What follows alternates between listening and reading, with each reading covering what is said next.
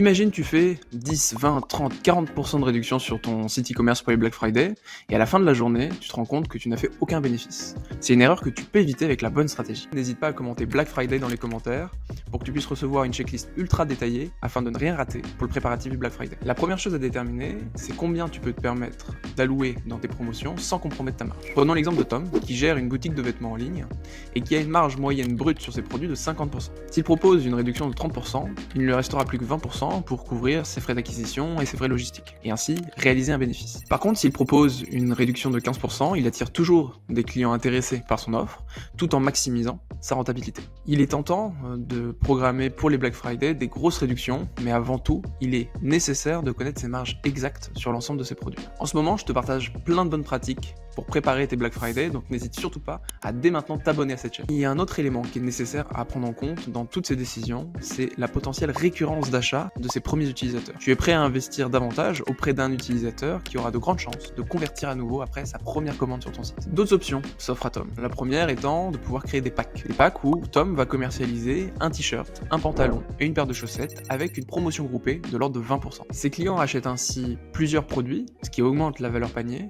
et ce qui permet ici à Tom de maximiser ses profits. Tandis que les réductions progressives permettent d'augmenter la valeur du panier, des cadeaux gratuits lors de la mise au panier permettent de convaincre l'utilisateur de finaliser son parcours d'achat. Pour finir, garde bien en tête que la seule question que tu dois te poser, c'est est-ce que la réduction que je suis en train d'appliquer à mon e-commerce me permet de conserver la rentabilité de celui-ci.